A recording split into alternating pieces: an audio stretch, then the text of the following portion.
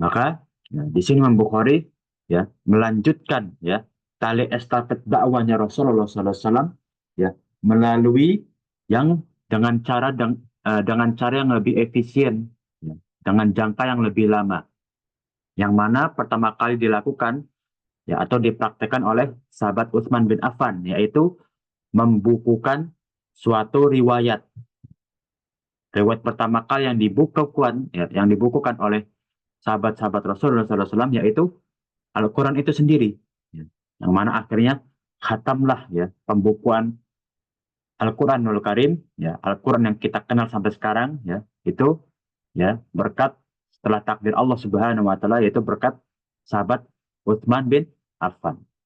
Nah, maka dilanjutkanlah ya sunnah hasanah ini ya, kepada para tabiin, kemudian kepada ulama pertengahan abad, dan akhirnya terbentuklah beberapa kitab-kitab yang alhamdulillah dengan kitab-kitab yang dibukukan oleh para ulama itu kita benar-benar bisa belajar Islam ya, yang Allah sempurnakan ya, kepada Rasulullah Shallallahu Alaihi Wasallam. Kita masuk ke bab ya berbuat baik. Nah, sebelumnya kan terakhir kita berbuat baik kepada temannya ibu kita. Ya, kenapa harus kita berbuat baik? Seperti yang Anda sudah jelaskan ya ya. Mungkin beberapa kali Anda jelaskan bahwa salah satu ya penyebab kita menjadi takdir kita bisa menjadi lebih baik, rezeki kita ditambah, umur kita diperpanjang, ya kemudian kita menjadi berkah dalam ruh kita, ya ruh kita itu lebih tenang itu dengan silaturahim. Nah, maka jangan lepas dari ya amal silaturahim. Nah, inilah salah satu adab yang Rasulullah SAW ya ajarkan kepada sahabatnya untuk umatnya, yaitu kita sendiri. Nah, maka kita harus melek ya kepada setiap yang Rasulullah SAW meriwayatkan ya, melalui sahabatnya. Nah, tentu tidak terlepas dari ya firman-Nya Allah ya, yang utama. Kemudian Rasulullah SAW ya sambung secara detail ya, dengan riwayat-riwayat beliau.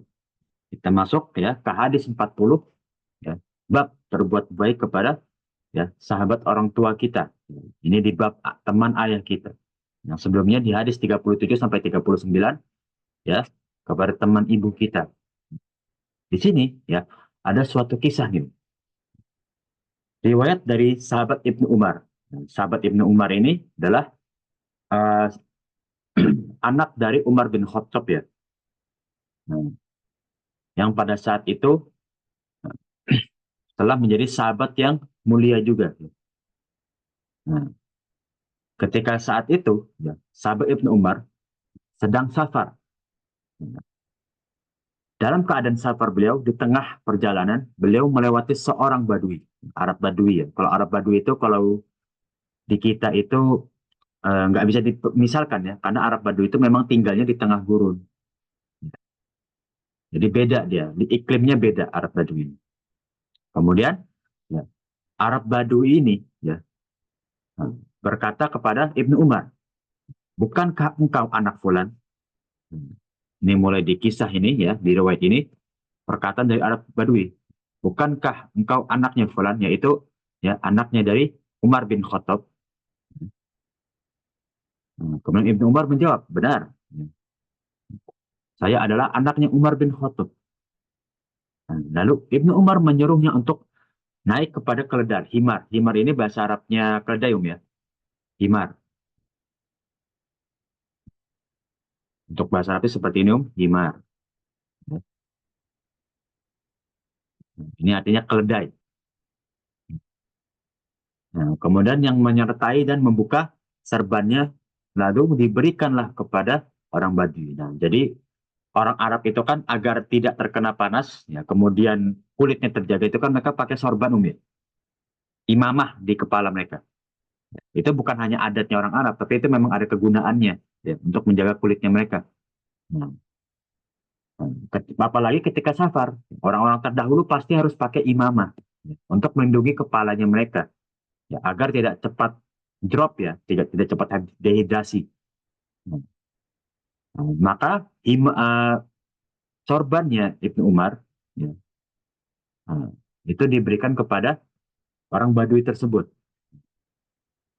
dan dipakailah di kepalanya orang Badui, yang mana sahabatnya ayahnya. Lalu akhirnya ya sampailah tujuan orang ini, ya tujuan orang Arab Badui ini ke tempat yang ia tuju. Maka kata sahabat ayahnya ini, ya orang Badui ini berkata kepada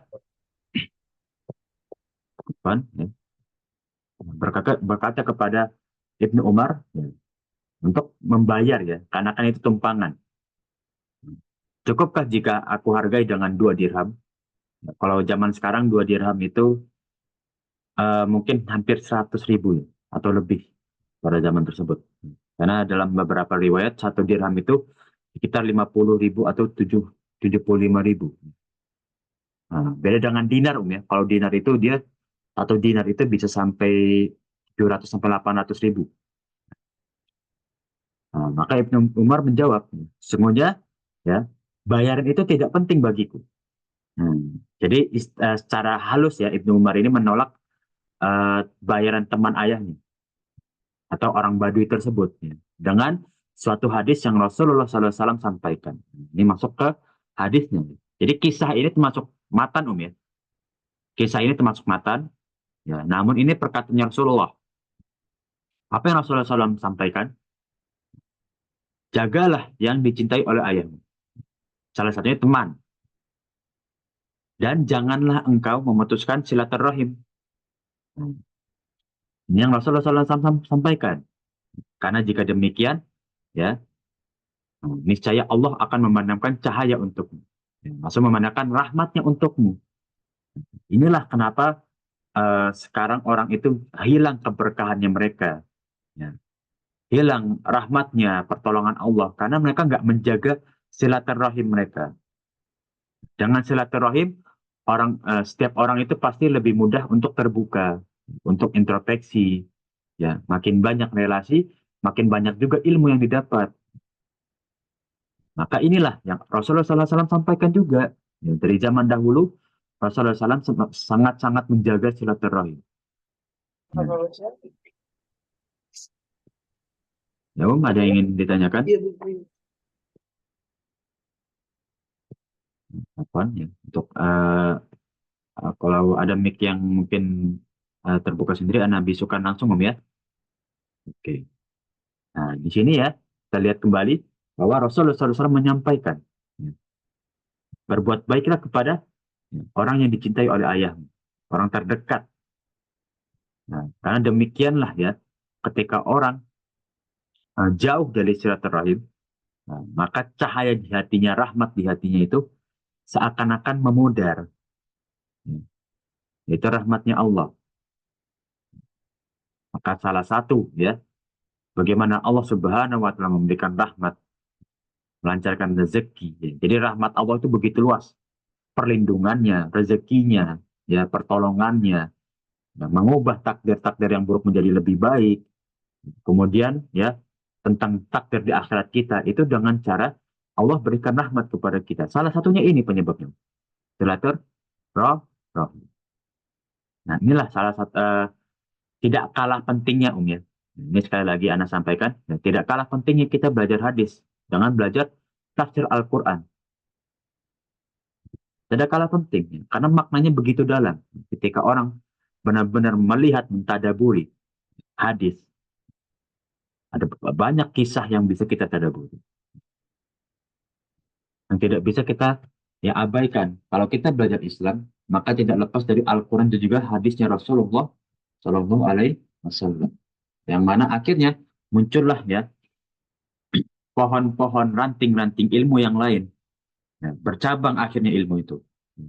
Tentu yang utama adalah akidah. Kemudian ada fiqih. Ya. Nah, kemudian kita lanjut ke pelajaran cabang yang lain, ya, yang masih banyak. Nah, seperti ada akhlak Islamiyah dan lain-lain. Itulah ya. Intinya kita belajar hadis. Ya. Kita lanjut, Om ya. Nah, di hadis 40 ada pertanyaan. Kalau tidak ada, kita lanjut ke hadis 41. Masih bab yang sama, ya. Hapus dahulu tandanya. Nah, di sini ya, dari sahabat Ibnu Umar kembali, ya. Nah, bahwa Rasulullah SAW menyampaikan suatu hadis, suatu matan hadis. Inna abarrol birri ayyasilar rojulu ahla wuddi abihi. Apa kata Rasulullah SAW? Ya, sesungguhnya, inna abarrol bir, perbuatan yang paling baik. Nah, ini perbuatan itu banyak, ya. Ada perbuatan kepada Allah, ya. Kewajiban kita, ada perbuatan kepada manusia, silaturahim kita. Ayyasilar rojul, yaitu menyambung persahabatan atau silaturahmi, ya, kepada seseorang, ya, ahla wuddi abihi, yang orang tua kita cintai juga. Nah, ini salah satu bentuk silaturahim paling baik adalah menyambung persahabatan orang tua kita yang akan diwariskan kepada kita juga. Kalau zaman sekarang orang cari relasi kan lewat orang tua, ya. Misalkan orang tuanya dulu ya punya uh, perdagangan, berdagang dengan orang lain, maka cari relasi, ya, yang mana orang tua kita percaya juga, ya, karena ya dari zaman dahulu, ya, dari zamannya fitnahnya Utsman, zaman fitnah uh, kekhalifan Utsman bin Affan, ya tentu semakin sulit mencari orang yang bisa dipercaya. Nah, seperti zaman sekarang, nah, semakin sulit lagi. Salah satunya maka itulah yang mana orang tua kita percaya kepada orang ini, kita pegang juga. Ya. Begitu juga dalam Islam, bukan cuma dalam ya bisnis saja, bukan cuma dalam perdagang saja, namun dalam ya berbuat kebaik, berbuat baik, ya. Nah, kita saling berbuat baik kepada teman-teman ayahnya kita. Itulah salah satu bentuk silaturahim yang Rasulullah SAW paling puji, ya. Yang paling baik adalah menyambung silaturahim dengan teman-teman orang tua kita. Kemudian kita ajarkan juga kepada anak-anak kita agar kita temukan. Nah, ini dulu temannya ayah, temannya ibu, yang ayah dan ibu percaya, ya. Kejujuran dia, ya. Ketaatan dia kepada Allah, ya. Nah, mempunyai akhlak yang karim, akhlak yang mulia, tidak pernah menipu orang, ya. Selalu jujur dalam perkataannya. Itu yang kita ajarkan. Itu yang kita harus percayakan kepada orang-orang tersebut. Yang mana kalau teman kita juga, teman ayah kita beriman juga, pasti ya anaknya diajarkan bagaimana orang tuanya belajar agama. Orang tuanya akan mendidik anaknya dengan akhlak Islamiyah. Itu yang paling penting. Maka benar, ya, as-sohibus sahib, ya. Nah, sohib itu atau sahabat itu akan menggiring kita ke suatu golongan, suatu lingkungan. Maka carilah lingkungan keluarga kita. Itu lingkungan yang Allah Subhanahu wa Ta'ala lindungi. Lingkungan yang ketika ada masalah kembalinya kepada Allah. Lingkungan ketika ada perbuatan baik, ketika ada rezeki, bersyukurnya tidak lupa kepada Allah juga. Itulah yang Allah puji. Kembali lagi kepada silaturahim, yang mana tidak lepas kepada ya pembuatan lingkungan, ya, kepada relasi keluarga kita sendiri. Itulah yang Rasulullah SAW puji, ya, yang Rasulullah SAW sampaikan. Salah satu ya perbuatan baik sesama manusia adalah menyambung Silaturahim. silaturahim. Ada pertanyaan, Om, ya, di bab silaturahim ini, terutama kepada temannya, ya, teman ayah kita yang sudah wafat ataupun yang masih hidup. Assalamualaikum Ustaz. Semoga Ustaz selalu Waalaikumsalam. dalam Allah. Ya, silakan, Om. Mau tanya, kalaupun misalnya teman ayah kita ini sudah meninggal, cuman masih ada anak-anaknya, berarti kita tetap menyambung silaturahim dengan anak-anaknya atau gimana Ustaz? Syukran, Nah, jazakallah. afwan wa iyyakum, ya. Bismillah, ya. Tentu itu yang tujuannya itu, Om. Ya. Kenapa Rasulullah SAW menyambung silaturahim, ya, kepada ayah, teman ayah kita? Yaitu tujuannya buat kepada keluarganya juga. Maka itu tujuannya, ya. Tujuan ke depannya seperti itu. Kita menyambung silaturahim juga kepada anak dari temannya ayah kita. Agar ketika kita berbuat sesuatu, ya, seperti, ya, watawasau bil haqqi watawasau bis sabr. Di surat Al-Asr, ya, bahwa Allah Subhanahu wa taala, ya, memperingati seluruh manusia. Innal insana lafi khusr. Sungguhnya manusia itu dalam kecelakaan. Seluruhnya, tanpa terkecuali. Illalladzina amanu wa amilu solihati wa tawasau bis sabr. Kenapa Allah Subhanahu wa taala menyambung kata keempat atau peringatan ketiga, ya, itu dengan tawasau. Tawasau itu artinya saling menasihati. Nah, itulah kegunaannya sesama muslim, ikhwah, ya, ukhuwah Islamiyah, agar kita menyambung kesabaran. Dan yang keempat, watawasau bil haqqi. Maaf, terbalik ya. Watawasau bil haqqi itu yang ketiga, watawasau bisu. Agar kita nggak menjadi orang yang celaka. Maka salinglah menasihati dalam kebaikan dan juga kesabaran. Terutama kepada orang-orang terdekat kita. Dari ayah kita, dari ibu kita, bahkan dari kita sendiri yang mendapatkan sahabat-sahabat terbaik kita. Salinglah menasihati. Itu dengan cara yang terbaik, ya. Sayang Rasulullah SAW ajarkan yang ada di akhlak Islamiyah. Itu kegunaannya betul, ya, bahwa kepada anak dari teman-teman ayah kita, kita sambung juga. Yang mana itu menjadi teman kita juga. Dan nanti ketika, ya, kita sudah percaya kepada mereka, ajarkan kepada anak-anak kita bahwa inilah teman ibu. Ini teman bapak yang bapak dan ibu percaya. Yang mereka punya akhlak yang baik. Mereka ajarkan kepada anak-anak mereka juga akhlak Islamiyah, mendidik dengan cara Rasulullah SAW mendidik anak-anaknya. Itu yang patut kita sambung, silaturahim. Jadi untuk yang bertanya tadi, Bu Ariana, terjawab insya Allah, ya. Assalamualaikum Ustadz. Waalaikumsalam, Om. Ya, silahkan. Mau bertanya Ustadz, bagaimana caranya ini hubungan persaudaraan itu baik.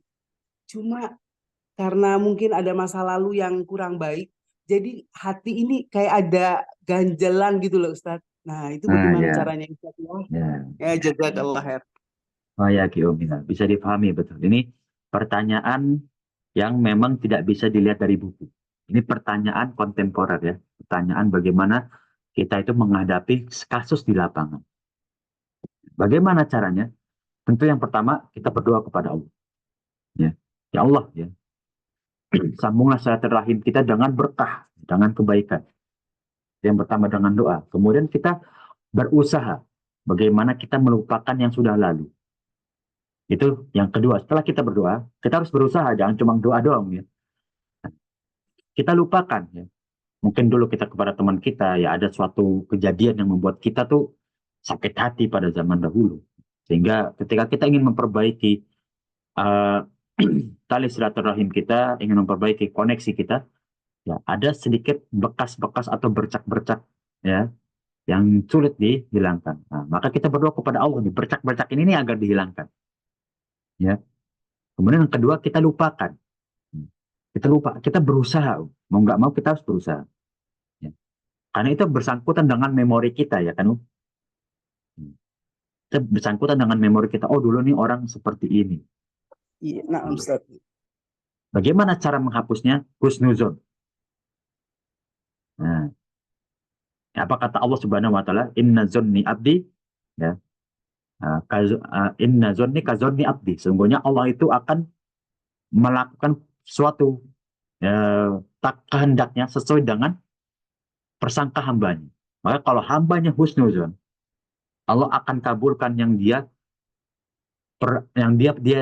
persangka, ya, yang dia zonnya, kan. Yang dia pikirkan akan Allah kabulkan. Itu maka pertama dengan husnuzon dulu, ya. Mungkin dia dulu punya watak yang kurang baik. Maka kita doakan sahabat kita ini. Dan kita husnuzon, ya, bahwa watak dia yang dulu ini sudah memudar atau bahkan sudah menghilang. Alhamdulillah. Ya, ada watak yang buruk yang kadang itu dalam akhlak Islam, ya, bahwa para ulama itu menggolongkan dengan akhlak dan juga perilaku. Ya, akhlak, perilaku, dan sikap. Ya. Ada orang sikapnya itu baik, namun perilaku dasarnya itu kurang baik. Bagaimana cara melihatnya? Apa yang membedakan sikap dan juga perilaku? Ya, sikap itu adalah interaksi orang kepada masyarakat. Ya, perilaku dia adalah, ya, dasar akhlak dia, yang kadang dia sendiri, ya, ataupun kepada sahabat-sahabatnya yang dia ketahui, oh ini perilaku orangnya seperti ini. Ya, namun sifat dia bersosial baik, maka itu tidak terlepas dari wataknya dia. Nah, ada watak-watak orang, ya, dalam akhlak Islamiyah bisa dipelajari, ya, Nah, bahwa Ustaz. watak itu, Anda mengambil pendapat Ustaz Syafiq Reza Basalamah, bahwa watak itu, kata beliau, ya, itu tidak bisa dirubah. Bagaimana cara merubahnya? Itu dengan takdirnya Allah. Jadi dalam psikologis Islam, ya, watak itu memang asli tidak bisa dirubah. Bagaimana cara merubahnya? Kita berdoa kepada Allah. Pertama. Yang kedua, biasakan watak kita yang buruk ini hilang. Ya. Nah, maka kita doakan, ya, baik dari diri kita atau sahabat-sahabat kita yang mungkin kita pandang, oh dia punya watak yang mungkin kurang bagus untuk berinteraksi atau bersosial. Kita doakan. Ketika kita doakan, kita melihat, oh dia sudah membaik, insya Allah sudah. Kita husnuzon. Husnuzon. Itu pentingnya kita husnuzon. Kenapa pentingnya husnuzon? Kalau kita seuzon terus, ketemu orang, oh seuzon, ini orang pasti ada maunya. Nah, ketemu sahabat yang lama, oh ini seuzon. Seuzon terus, akhirnya hidupnya, ya, penuh dengan, ya, kekejian. Ya. Orang yang seuzon pasti hatinya keji. Apa itu keji? Ya, selalu, ya, ingin keburukan kepada orang lain. Selalu bersangka buruk. Ya. Zon nasau, kata Rasulullah SAW. Nah, maka bagaimana cara menghilangkannya? Ya, prasangka kita perbaiki. Ya. Kita husnuzon dulu kepada orang. Baru kalau dia ada gerak-gerik atau perilaku yang sudah kelihatan, atau bahkan dari sikapnya dia kelihatan, ya, tidak mengenakan, baru kita jauhi. Nah, jadi gitu Om, ya. Nah, jadi pertemanan itu, ya, jadi ini mungkin dari pandangan Anda sendiri. Pertemanan itu, ya, carilah sahibus sahib kita, yang mana cocok dengan perilaku dan sikapnya akhlak Islamiyah kita. Ya, kalau tidak cocok, jangan dipaksakan. Yang ada kita Nah, Ustaz. menyimpan dendam yang ada. Ya, makanya ada sohib, ada, ya, ada teman, ada sahabat, ya. Ada sohibus sahib, ada sohib biasa pada dalam Arab. Ya. Nah, maka kita pilih ini. Nah, mana teman yang mungkin kita sesekali bertemu kalau berkumpul. Mana sahabat yang bisa kita percaya ketika kita, ya, bertukar pikiran. Itu ada koridor. Jadi yang bertanya Bu Hamnah, ya. Nah, saya jawab insya Allah, ya. Nah, Ustaz, jazakallah khair Ustaz, insyaallah. Ya, wayakiul. Nah, ini memang relate, ya, banyak di masyarakat seperti ini. Ya. Insyaallah, insyaallah. Jadi itu yang mungkin semua kita pernah rasakan, ya. Nah, kepada sahabat kita ada sesuatu yang nggak enakan, bagaimana caranya? Yang itu. Ya. Husnuzon. Dari langkah awal, ya, kita minta maaf. Husnuzon bahwa dia akan menerima maaf kita dan dia akan berubah dengan sikapnya. Jadi kita lanjut Om, ya. Ada pertanyaan lain mungkin? Kalau nggak ada, kita lanjut ke bab yang baru. Ya. Nah, tadi kan perintah. Ya, Afwan. Tadi ada perintah dari Rasulullah SAW.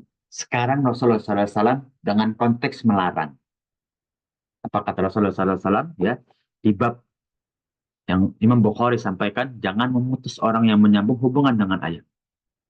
Nah, ini hadis tentang Rasulullah SAW memberi peringatan tadi. Ya.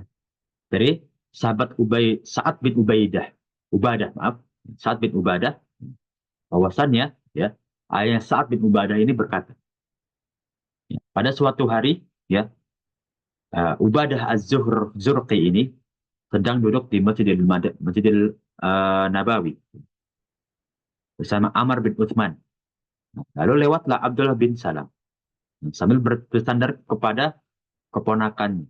Ya, jadi ada 4 orang di suatu majlis.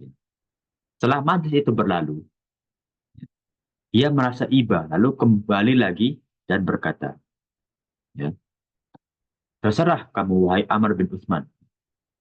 Diucapkan 3 kali ya. Demi yang mengutus Nabi Muhammad. Nah, jadi ini bersumpah ya. Jadi Abdullah bin Salam ini bersumpah.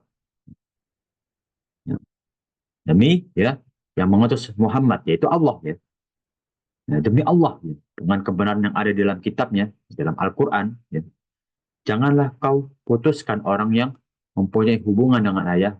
Nah, jadi pada majlis itu mungkin ya sahabat Abdullah bin Salam ini ya, mendengar bahwa Amr bin Utsman ya, memutuskan silaturahmi kepada seseorang, yang mana seseorang ini sebenarnya sahabat ayahnya. Ya, maka ya Abdullah bin Salam ya, ini memperingati dengan hadisnya Rasulullah SAW, janganlah kau putuskan orang yang dulu ya punya hubungan untuk menyambung silaturahmi kepada ayahmu. Karena jika demikian, ini jadi akibatnya ya. Ketika engkau meninggalkan silaturahim, niscaya Allah akan memutuskan cahaya dalam hatimu. Lagi-lagi rahmatnya Allah itu akan diputus. Ini kembali lagi. Sama seperti yang di hadis 42, 41 tadi. Lagi-lagi silaturahim. Bisa memutus suatu orang dari keberkahan. Mungkin bagi orang-orang yang tidak mengerti, ya akan meremehkan. Oh ya, sudahlah gitu. Mungkin ada keberkahan di sisi yang lain. Namun ingat ya, keberkahan itu banyak jalannya. Ketika satu jalan tertutup, apakah kita pasti bisa membuka jalan itu lagi kembali? Itu pertanyaan. Ketika suatu ya celah keberkahan Allah Subhanahu wa taala kita lewatkan atau sengaja kita tutup, pertanyaannya, apakah kita bisa buka lagi jalan itu atau pintu keberkahan itu untuk kedua kalinya?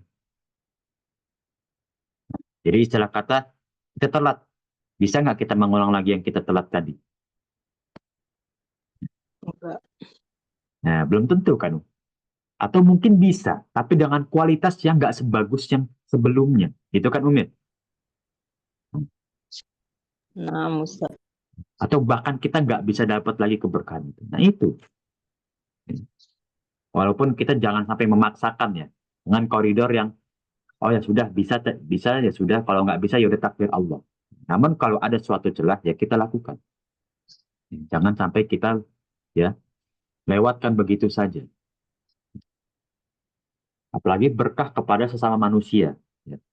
Ingat ya, ketika kita bersilaturahmi kepada manusia, contoh kita bertemu kepada Fulan A, ya. Yang Fulan A ini dengan kondisi yang begitu sulit, ya. Begitu butuh pertolongan, kemudian kita dengan secara tidak berpikir panjang, kita tolak untuk menolong beliau, Fulan A. Pertanyaannya, apakah kita bisa lagi bertemu dengan Fulan A ini? Ya, untuk kita menolong dia, berbuat baik kepada dia. Nah, itu kan belum tentu. Kalaupun bisa, pertanyaannya, apakah keberkahannya sama dengan keberkahan yang pertama? Beda. Beda kan? Itu dia ya. Kalau ada orang Indonesia ya mungkin bilang, oh nggak ada kata namanya kata telat, gitu kan? Nah, itu butuh dikoreksi. Telat maksudnya apa di sini? Ya mungkin hasilnya bisa tidak ada kata telat, namun ya kemaksimalannya itu yang kita cari. Orang sholat ya, contohnya sholat dong. Anda beri contoh sholat. Ada orang sholat 4 waktu, maksudnya di awal waktu berjamaah di masjid. Kemudian ada orang melewatkan suatu kesempatan untuk berjamaah di masjid, kemudian dia sholat sendiri di rumah. Misalkan seperti itu. Sama-sama hasilnya sholat. Ya. Namun keberkahannya apakah sama? Pahalanya apakah sama? Berbeda bukan? Itulah. Hasilnya tidak telat. Ya. Atau hasilnya sama. Tapi yang telat adalah ya keberkahannya itu. kualitasnya itu yang telat. Nah, maka di sini ya sahabat ya Ubadah Az-Zuhri dan juga Abdullah bin Salam ya mewasiatkan kepada Amr bin Utsman, jangan kamu sampai telat dalam menyambung silaturahim. Ini kesempatanmu untuk mendapat berkahnya Allah. Ya. Para sahabat itu, mereka itu yang bahkan ya, mencari berkah Allah itu nggak mau ketinggalan sampai bahkan mereka menangis ketika ya melewati suatu kesempatan.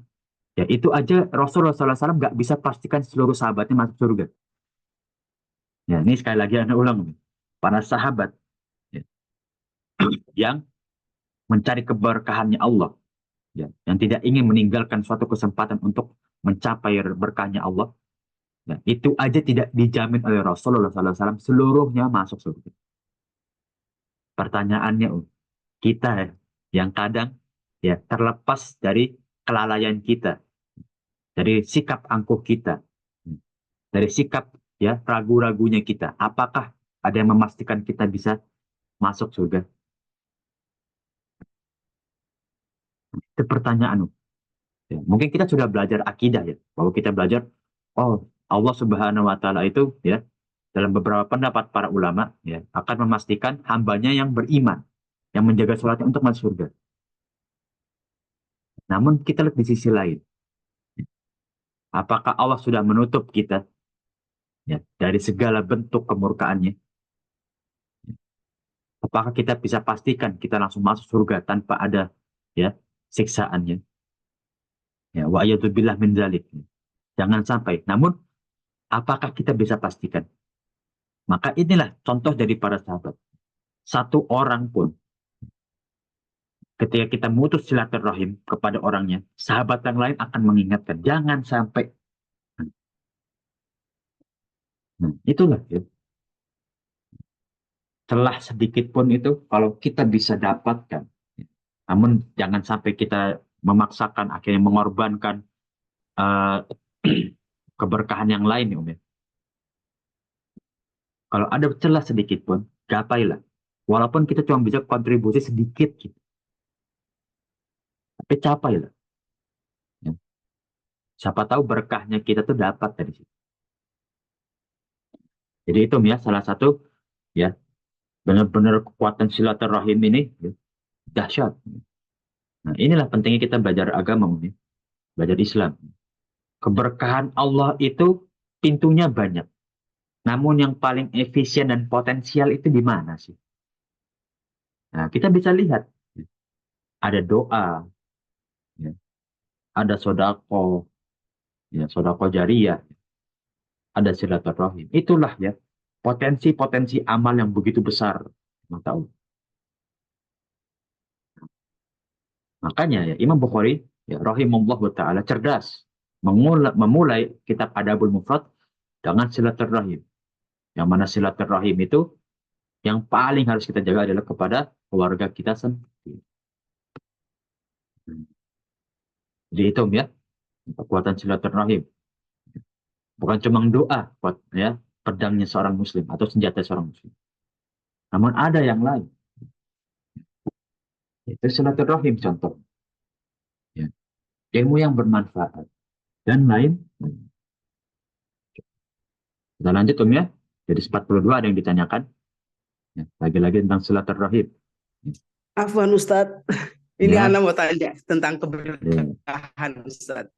Oke, Nah, tepat ini ada satu kisah. Ya, kisah ini, nah setelah suami Ana meninggal, nah teman suami Ana itu nggak pernah ke rumah Ana, istrinya itu nggak pernah datang ke rumah. Setelah suami Ana meninggal, datanglah istrinya ke rumah Ana. Awal dia terus gini, Afwan Ustadz, ini Ana mau tanya ini, gimana Ana ini Ustadz? Kemudian dia pinjam uang langsung hari itu juga. Ana gini, ini subhanallah. Dia pinjam uang. Ana bilang, udah nggak usah pinjam, ini anak kasih. Mungkin sedikit ya Ustadz, ini anak kasih. Sudah. Kemudian berapa hari lagi, datang lagi Ustadz. Pinjam lagi Ustadz. Udah. Aduh anak gini, kalau pinjam, kau mau bayar pakai apa? Kalau orang pinjam itu kan harus punya konsekuensi untuk bayar ya Ustadz ya. Betul. Kemudian dia pinjam lagi. Ya udah, anak catat aja deh, biarin dia pinjam, anak kasih pinjam. Udah, datang lagi, pinjam lagi, datang lagi pinjam, sampailah akhirnya numpuk ini hutang.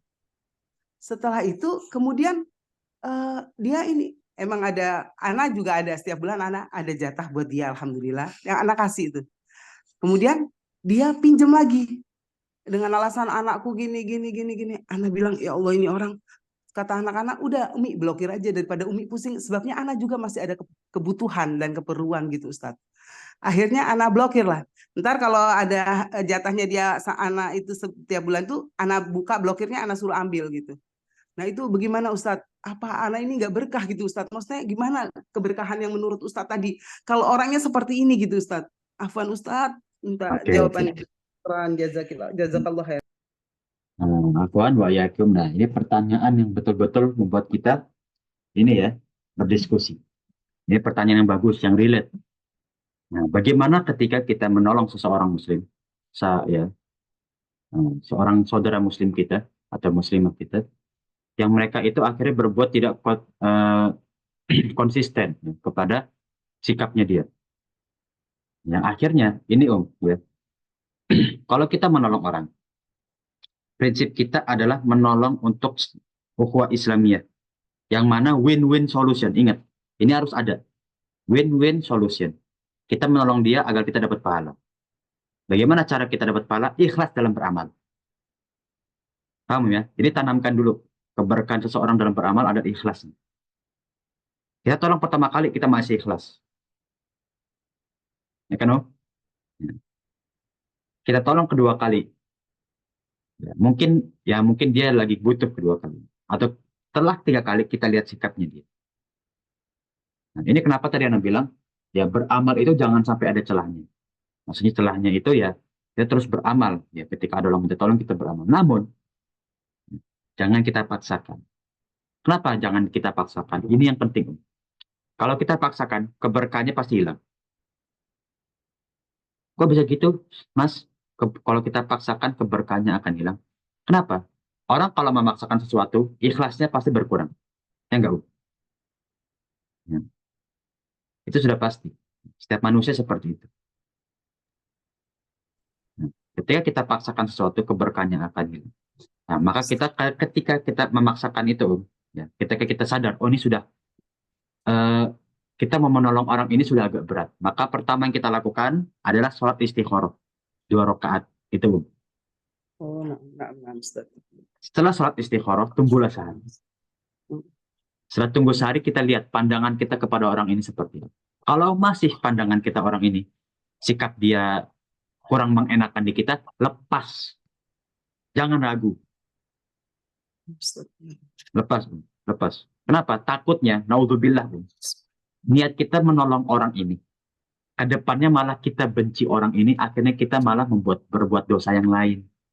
Paham ya? Nah, Ustaz, ya, nah, Ustaz. Nah, jadi nggak semua orang harus kita tolong, nggak semua. Ya, nggak semua orang harus kita kasih ini, kasih itu. Enggak. Bahwa Rasulullah SAW pun menolong orang juga lihat ya, dengan cara yang baik. Begitu ya. Jadi nggak semua orang kita kasih enggak. Ya. Bahwa Rasulullah SAW dulu ya, ketika ada sahabat yang ini bersedekah, Rasulullah SAW tolak. Kenapa? Sahabat ini miskin. Sedekahkan dulu keluargamu, baru orang lain. Nah, maka kita lihat potensi amal kita ini bagaimana. Ya. Ini yang sering terjadi, ya, sering banget terjadi, ya, apalagi di zaman sekarang ya, karena dengan lingkungan yang sekarang, ya, dengan budaya sekarang itu sudah terbiasa berhutang. Ya, ini kita agak sedikit detail ya tentang hutang ini, ya, karena sudah menjamur ya, dan menjadi adat ya, di media-media ya, yang sekarang terkenal dengan pinjol, bahkan udah menjadi syarat ketika daftar kerja di Indonesia. Ditanyakan riwayatnya apakah pernah melakukan transaksi pinjol, pinjaman online. Karena itu melihat wataknya dia. Nah, orang-orang awam pun mengerti sebetulnya. Orang kalau sering berhutang tanpa ada rasa tanggung jawab, berarti ada sesuatu yang kita pertanyakan pada diri dia. Jadi kita lihat dua sisi ya. Kita lihat dua sisi. Jangan karena kita melepas celah, seakan-akan kita yang bersalah. Kita lihat juga sisinya dia. Dia mempunyai sikap yang akan ke depannya kurang baik akhirnya kita kepada dia. Lebih baik kita berikan apa yang kita bisa lakukan dengan seikhlasnya. Seperti tadi yang Umu lakukan di awal. Ya, menurut Anda itu sudah benar. Ya, kita berikan, dia ingin hutang kan. Kita berikan aja beberapa yang bisa kita berikan secara ikhlas. Nah, kemudian kita tinggalkan sudah. Karena kita tahu dia punya sikap perilaku yang kita tidak bisa toleran. Atau bahkan secara pandangan Islam, ya, ini sudah mengganggu silaturahim kita. Jangan. Karena itu potensi kita kepada sifat ya dengki. Ya kan? Itu relate, Yang awalnya kita senang kepada orang ini, ya, kita senang membantu orang ini, lama-kelamaan karena sikapnya dia, kita akhirnya mulai membenci, ya udah. Mending kita jaga silaturahim kita kepada orang ini, ya, dengan menjaga jarak, kita bantu sebisanya, sudah. Kita bantu seikhlasnya. Udah. Nah, itu yang dari, ya, mungkin banyak orang tanyakan, ya, banyak yang terjadi di lapangan. Yang mana ini ya, pentingnya tadi Ana sampaikan bahwa kita lihat dari dua sisinya. Jangan lihat dari potensi di kita doang, lihat di dianya juga. Potensi kita kalau meninggalkan amal akan hilang keberkahannya atau suatu kesempatan untuk beramal. Tapi lihat potensinya dia. Dia bisa menghancurkan keikhlasan amal kita. Nah, maka itu yang kita hindari. Insya Allah tercukupi ya yang jawab. Naam, Ustaz. Jazakallah, Ustaz. Naam, Ustaz. Ya, wayakium. Ya, afwan. Itu untuk potensi amal, ya, sekali lagi. Potensi amal yang penting. Jadi orang nggak cuma beramal. Ketika ada orang butuh bantuan, kita bantu. Terus kita bantu. Nah, lama-lama orang ini makin menciut, kitanya makin ya membesar seakan-akan ya ini orang kok bergantung sama kita, dan akhirnya mulai keikhlasan kita berkurang. Nah, itu yang kita jauhi ya, para jamaah sekalian. Nah, ada pertanyaan lain, ya? Jadi maksudnya Ustadz, kalaupun persahabatan kita ataupun pertemanan kita menjadikan kita nggak berkah ataupun lama-lama jadi dosa, lebih baik kita menjauh aja tetapi tetap menjaga ya Ustadz. Biasa Ya. aja ya. Nah, namun kembali ya ya, kita harus melihat dua sisi ya. Ketika kita berbuat sesuatu, kita lihat dari titik dia bersalah, ya, mungkin dia ada suatu kesalahan yang dia lakukan, dan juga kita introspeksi dari diri kita. Apakah kita juga melakukan kesalahan? Itu juga. Jadi memang kita harus introspeksi di dua sisi. Nah, itulah ya bahwa dalam Islam itu ya tentang muraqabah itu adalah pengawasannya Allah Subhanahu wa taala. Ya. Kita harus terus muhasabah. Ya. Muhasabah itu mengintrospeksi diri kita. Nah, itu pertama dari diri kita juga, dari diri kita dulu, dari diri kita dulu. Ya. Ini di luar dari kasus yang tadi Bu Hamnah ya yang bertanya ya. Ini kepada seluruh amalan. Dari seluruh amalan, ya, ketika kita tidak cocok dengan seseorang, maka yang kita introspeksi jangan dianya dulu, tapi kitanya dulu. Paham ya? Ini banyak di kalangan para jamaah sekalian itu, ya, menolak seseorang, ya. Namun yang bermasalah bukan di orang yang ditolak, tapi di dianya. Paham ya? Itu yang perlu kita koreksi dalam diri kita. Ya. Maka pentingnya kita muhasabah. Ya. Sudah banyak ya peribahasa bahkan dalam bahasa Arab, dalam bahasa Indonesia. Ya. Semut di ujung pulau terlihat, gajah di depan mata tak tampak. Ya. Itu kan bukti bahwa sikap manusia memang wataknya seperti itu. Seperti itu. Itulah kenapa kita belajar akhlak Islamiyah. Yang mana ketika di kitab Khulasah Islamiyah, pertama yang dibahas adalah ikhlas. Ya Allah, ya Rabb. Nah, kemudian bab kedua apa? Muhasabatun nafs. Mengkoreksi diri sendiri. Insya Allah nanti kalau kita ada waktu ya kita bahas Mulakhas Akhlak Islamiyah yang lebih singkat sih, dia cuma 120 halaman atau 70 halaman, anak belum murojaah lagi. Tapi itu kitab yang bagus untuk menjadikan diri kita, bahkan untuk anak-anak kita, ya, bersikap akhlak Islamiyah. Dari sikap ikhlas, kemudian ya menyambut orang yang Muslim, yang mana sekarang sudah hilang ya. Orang ke masjid aja kadang jalan-jalan aja, nggak ada salam-salam. Nah itu yang kalau di beberapa pondok, ya, di beberapa pondok itu masih diterapkan. Ya, namun kalau untuk sekarang sulit ya, untuk masyarakat. Hmm. Itu kembali lagi kepada ya sikap kita ya. Dari ya akhlak Islamiyah. Tentu akhlak Islamiyah itu yang bisa menghancurkan pertama kali adalah ucapan kita. Yang mana kadang dengan ucapan aja, ya. Ingat kata Rasul, sahabatnya Rasulullah SAW, ya. Tidak ada orang yang ikhlas yang mengucapkan diri dia ikhlas. Paham ya? Kalau orang ikhlas, dia nggak bakal ngungkit keikhlasannya dia. Itu yang dimaksud. Jadi kalau orang yang ikhlas, dia bahkan bisa melupakan amalnya dia. Oh dulu kamu ya yang saya tolong ya. Oh saya udah lupa, sudah lama. Nah itu bukti keikhlasan salah satunya. Ya, kalau orang, oh saya ikhlas kok insya Allah. Diungkit tuh, keikhlasannya diungkit. Padahal ikhlas itu ya murni amalan hati, jangan dibawa ke ucapan. Nah, itu bisa dipelajari dalam akhlak Islam. Ikhlas itu murni amalan hati. Ya, ini sekali lagi mungkin boleh menjadi tanda seru ya. Gitu. Ikhlas itu mungkin ikhlas itu adalah murni amalan hati. Nggak ada amalan ucapan dan juga nggak ada amalan perbuatan. Nah, maka itulah kita pentingnya belajar akhlak Islam itu. Ya. Nah, sekali lagi kita lihat ya. Nah, mungkin agak melenceng dari pembahasan hadis ya, tapi itulah ya, yang dilihat di ya di para umat ya, masyarakat sekarang yang perlu kita jaga. Jadi gitu Om ya tentang keberkahan amalan kita Om ya, yang tadi Bu Ariana singgung. Ya, Syukran, Ustaz. ya Afwan. Ya, bagaimana kalau nanti kita berinteraksi sama orang yang akhirnya kita nggak berkah sama orang karena kita nggak cocok, ya.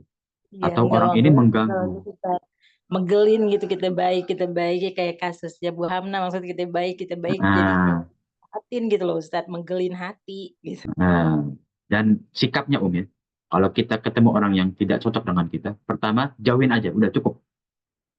Nggak perlu kita hardik, nggak perlu kita hina-hina, nggak perlu kita cela, cukup jauhin.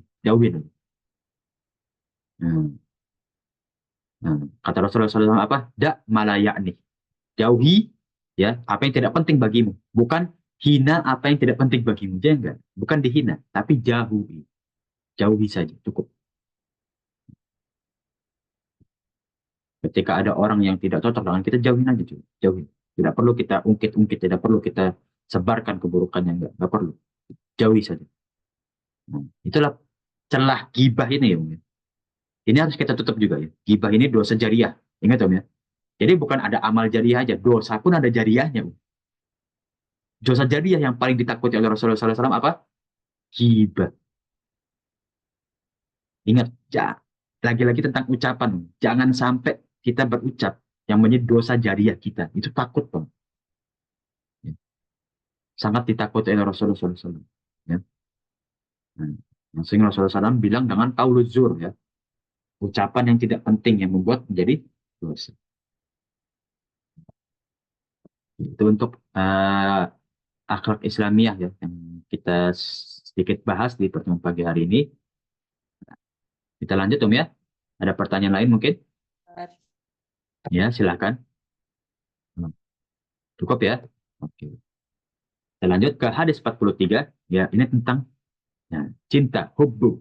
Ya, hubbu yang turun temurun. Nah, ini tadi yang berkaitan dengan ya bagaimana kita menyambung silaturahim itu bahkan sampai keturunan-keturunannya juga. Ini dari sahabat ya. Dari Abu Bakar bin Hazm ya menyampaikan bahwa Rasulullah SAW ya cukuplah bagimu ya sabda Rasulullah SAW bahwasanya cinta itu turun temurun. Apa yang maksud turun temurun? Ya. Cinta turun temurun itu adalah ya, cinta yang menjadikan kita menyambung silaturahim ini turun temurun kepada anaknya. Kita senang kepada anaknya juga, kita jaga anaknya. Lagi-lagi tentang lingkungan kita. Nah, kalau kita lihat lingkungannya, para asatidzah kita yang di pondok, mereka itu benar-benar menjaga anak-anaknya main bareng. Ayah dan ustadz yang lain dan ustadz yang lain menjaga anak-anak yang lain. Itu bukti bahwa cinta itu turun temurun. Ya. Yang menjaga lingkungan mereka dari ya budaya-budaya yang merusak akhlak Islami. Bahwa kita lihat bahwa zaman sekarang ya banyak sekali budaya yang tidak kita sadari merusak dari sandang pangan, ya, dari makanan, dari hobi dan juga kebiasaan.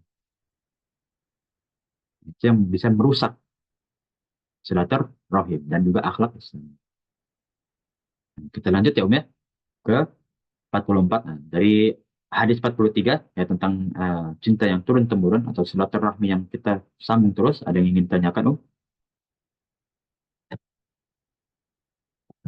Kalau belum ada, kita lanjut Om ya ke hadis 44. Nah, ini tentang adab memberi nama. Nah, ini bahkan memberi namanya itu ada adabnya. Ya, jangan memberi nama dengan nama ayah. Duduk mendahulinya dan berjalan di depan. Ya, ini tentang kita nggak boleh mendahului orang tua kita. Dari sahabat Abu Hurairah radhiyallahu anhu, ya, melihat dua orang berkata kepada satu orang yang lain. Ya. Nah, jadi saling menyaut, ya, saling berbicara. Siapakah dia? Dia menjawab, dia adalah ayahku. Ya. Lalu Abu Hurairah radhiyallahu anhu berkata, janganlah namamu memakai namanya. Ini salah satu adab memberi nama. Bahkan adab memberi namanya ada. Jangan berjalan di depannya. Jangan duduk mendahului. Jadi kita dahulukan dulu ya, kepentingan orang tua kita. Misalkan kita datang kepada suatu tempat, carilah dulu tempat singgah untuk orang tua kita, baru untuk kita. Kadang ada suatu tempat yang tempat duduknya atau tempat singgahnya itu terbatas. Kita dahuluin dulu orang tua kita, carikan dia tempat duduk. Biarkan orang tua kita duduk dulu. Istirahat dulu baru kita ya belakangan. Itu untuk yang masih muda ya. Kalau yang sudah tua ya harus dia dahulu. Seperti adab dalam kalau Indonesia ini diterapkan pada apa namanya kereta listrik itu ya KRL itu, yang mana didahulukan untuk lansia, untuk yang sudah berumur. Nah itu betul-betul ya dipraktekkan ya, akhlaknya akhlak Islamiyah. Bahwa mendahulukan orang yang lebih tahu, lebih tua, lebih berumur, termasuk orang tua kita juga. Dan ini ya adab keduanya, jangan ya menamai kita dengan nama orang tua kita. Ya. Jadi salah satu adab ya, yang sebabnya mungkin ya kita tidak tahu, ya, tapi ini salah satu adabnya. Ketika nama orang tua kita misalkan Ahmad, ya, jangan namai anak kita juga ya itu dengan Ahmad. Ya. Atau nama kita Ahmad, jangan kita namai anak kita dengan Ahmad. Cari nama yang lain yang diberkahi oleh Allah Subhanahu wa Ta'ala. Dan yang ketiga adalah jangan ya memanggil nama sahabat kita dengan nama orang tuanya. Ya ini yang mungkin zaman dahulu ya sering terjadi. Ya, itu bukan salah satu dari adab. Ya. Maka sebutlah nama teman kita ya namanya, jangan nama orang tua. Inilah adab Islamiyah. Bahkan dari menyebut nama saja, ya, memberi nama aja tuh ada adabnya loh. Jadi jangan dianggap remeh dalam berakhlak Islamnya itu ya. Beradab, memberi nama aja tuh ada adab. Itu dia yang bisa kita lihat dari ya, hadis tersebut ya, yang Abu Hurairah ya memperingati dua orang yang saling menyebut dengan nama ayah. Kita lanjut ya, hadis 45 ya, dinisbatkan kepada ayah. Apa yang dimaksud ya di sini ya? Dari sahabat Sahr bin Hausyab ya. Nah, ketika kami keluar dengan Ibnu Umar ya, lalu Salim ya, itu salah satu sahabat ya, berkata kepadanya, mari sholat wahai Bapak Abdurrahman. Ya, ini adab dalam ya berucap ya. Abu Abdurrahman ya. Jadi ya inilah ya bahwa lakob dalam bahasa Arab itu ya salah satunya dalam adab Islamiah juga. Abu Abdurrahman ya. Kalau sekarang banyak dipakai oleh kaum kaum Muslim juga ya. Ini ayahnya siapa? Dinisbatkan dengan anak pertamanya atau anak keduanya atau ya sesuai dengan yang dia inginkan ya. Ini termasuk dari ya akhlak Islamiah juga. Berucap dengan ya dinisbatkan atau ayahnya atau lakop ya. Lakop ayahnya. Bisa kalau Indonesia kan Abu siapa gitu kan. Seperti Ustadz Abu Samah ya kan. Terus, nama itu ya salah satu adab juga. Nah, maka kita lihat orang itu ya. Nah, seseorang ya, atau seorang orang tua ya menamai anaknya itu seperti apa. Itu salah satu adab dia kepada Islam. Ya. Nah, kita lihat di hadis 46 ya bahwa Abu Abdullah, nah, ini salah satu lakopnya Imam Bukhari ya. Nah, dari sahabat Ibnu Umar berkata bahwa bahkan Abu Hafs ya, yaitu Umar bin Khattab telah melakukannya, yaitu melakopkan nama sahabat-sahabatnya dengan nama anaknya. Nah, maka kita lihat banyak ya, nama-nama sahabat itu kayak Abu Abdurrahman, ya, Abu Hafs ya, seperti Umar bin Khattab ya. Nah, tapi kalau Abu Bakar bukan ya, Abu Bakar itu ya kunyah. Ya. Nah, kalau lakop ya, melakukan nama ayah disebabkan dengan anaknya itu betul-betul banyak. Ini salah satu dari ya adab ya ketika kita berbicara kepada orang yang lebih tua daripada kita atau ya orang tua sahabat kita. Ya. Saya, oh bapaknya Fulan gitu ya.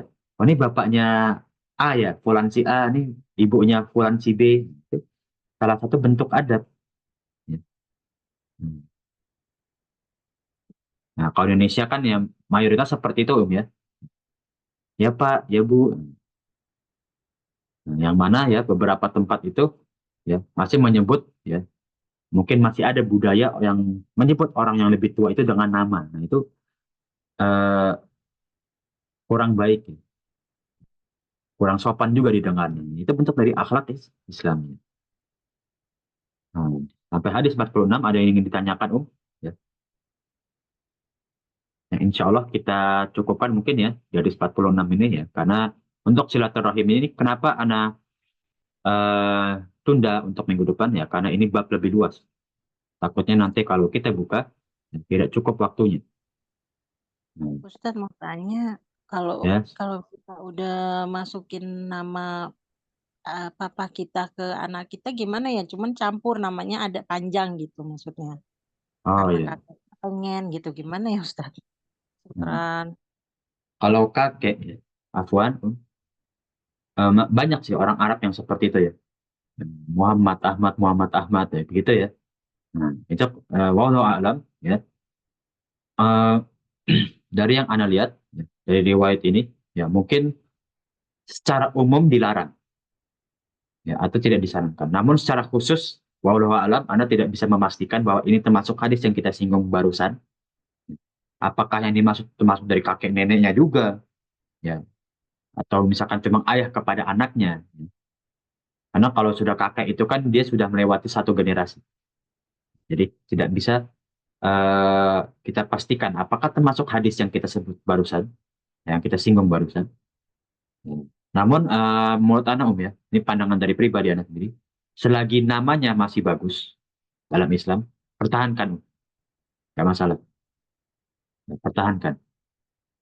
Namun kalau misalkan ada beberapa nama, ya, yang misalkan itu artinya kurang bagus, ya, ini lebih umum lagi ya, bukan hanya nama orang tua, ya, lebih umum lagi.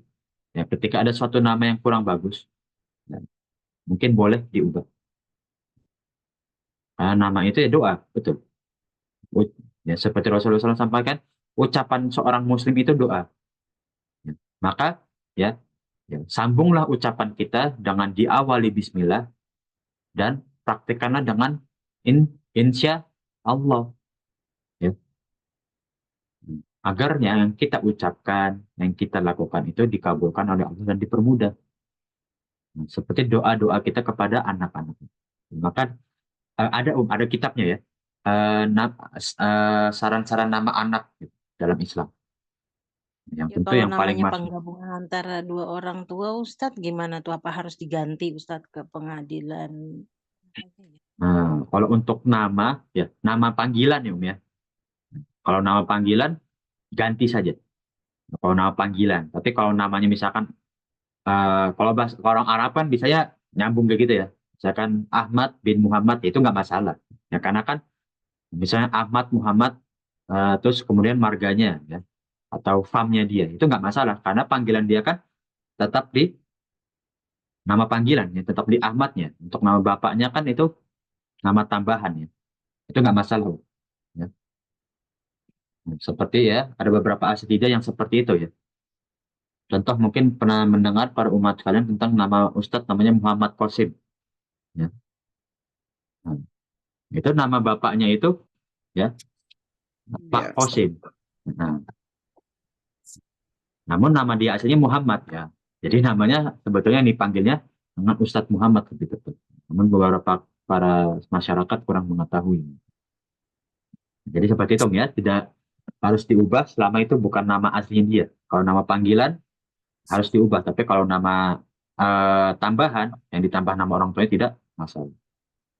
Syukran Oh, Oke, Ustadz. Afwan Oke, ada pertanyaan lain kalau nama Halo, agak putus-putus Afwan Ustadz, Oh ya, kalau namanya Muhammad Quraisy bin Said bin Sulaiman Basumbul. Nah itu kan kalau misalkan bikin paspor tuh susah juga Ustadz. ah, Muhammad Quraisy bin. Bin Itu Said. kalau di Indonesia kan secara apa namanya, ah, secara teknisnya kan nama itu bisa ditambahkan kalau butuh 3 kosakata Iya, lebih. iya, Nah oh itu iya, nah. nanti pas ditanyakan kan setelah difoto ya. Biasanya kan kalau paspor itu kan pertama identitas, kemudian difoto, baru nanti dipastikan ini inginnya seperti apa nanti di paspor, ya kan? Iya. Namanya seperti apa? Misalkan namanya Muhammad Quraisy, kemudian aslinya seperti itu, kemudian mau ditambahkan nama ayahnya atau famnya dia gitu, ya, marganya dia. Nah itu kalau di Indonesia kan bisa ya diubah. Iya. Nah, Ya, Ustadz. memang Muhammad untuk menjadi Quraisy bin Said bin Sulaiman Basumbul Ustadz. itu Anak-anak Ustadz. Masya Allah. Oh, iya, Ustadz. Ya, pernah dengar Kalau namanya benar. kayaknya. Lah, itu temen Ustadz, Masya Allah, Masya Allah. Masya Yalim Allah Ustadz, ya. Ustadz. Iya, Masya Iya, Allah. iya. Quraisy ya. Nah, Itu iya. nama yang Nah, bagus juga tuh. Ustadz. Iya, Alhamdulillah Hmm, Ustadz. Alhamdulillah. Iya, jazakallah Ustadz. Ya, wayaki Salam ya. kenal Masya Ustadz ya. Allah. Ya, jadi untuk nama itu ya memang seperti itu. Mungkin yang umur sekarang yang nanti punya cucu atau masih ingin punya anak lagi, ya mungkin dipikirkan untuk namanya. Ya. Ada Nah, Ustadz. kitab-kitab Nah, nah. ya dari para sahabat juga ya. Maaf, para asatidzah di Indonesia itu yang Iya. membuat kitab saran-saran nama anak itu Hmm. banyak. Nah, Hmm. Memang syukran, kalau di Indonesia syukran ini Ustadz. sedikit sharing ya, mungkin kamu nggak pengen nama yang terlalu mainstream ya, terlalu banyak di masyarakat. Itu masih banyak kok, nama-nama Islamiyah yang banyak, yang baik. Ya. Nggak perlu harus pakai Muhammad Muhammad lagi, walaupun ditambahkan boleh ya Muhammad siapa gitu. Nama panggilannya itu yang mungkin ya boleh dicari yang eh, bagus, nama-nama bagus dalam Indonesia, dalam Islam banyak kok. Nah, Ustadz. Ya, itu untuk nama ya Om ya. Ya. Oke. Ada pertanyaan lain Om? Ya, Jazakallah. ya Afwan wayaki Om. Ya. Ada yang lain sebelum kita tutup pertemuan pagi hari ini? Ya. Nah, ini masih dalam hawa Zulhijjah ya. Nah, yang mana kita lakukan amalan ya, yang bisa kita prioritaskan. Ya. Ada puasa, ya. Ada sodako, ada doa, dan lain-lain. Nah, misalkan ada yang tidak bisa ya melakukan sodako, ya maka utamakan puasanya. Tidak bisa melakukan puasa, ya utamakan sodakohnya. Atau ya tidak punya kelebihan harta dan tidak sanggup untuk berpuasa, perbanyaklah doa. Hmm. Jadi prioritas amal itu ya kita lihat mana yang bisa kita utamakan. Jadi sebetulnya ya, sunnah puasa itu salah satu yang ditekankan. namun tidak menutup pintu yang lain. Pintu-pintu beramal itu banyak. Maka kita perbanyak amal-amal kita pada 10 hari awal pada bulan Dzulhijjah. Apalagi nanti pada bulan Arafah ya, hari Arafah ya. Nah, pertanyaan terakhir sebelum Anda tutup pertemuan pagi hari ini. Nah, cukup ya. Ya. Sama sekalian insya Allah cukup ya pertemuan pagi hari ini. Semoga ya ilmu yang kita tempuh pada pagi hari ini menjadi berkah dan juga pemberat amal soleh kita nanti di yaumil mizan.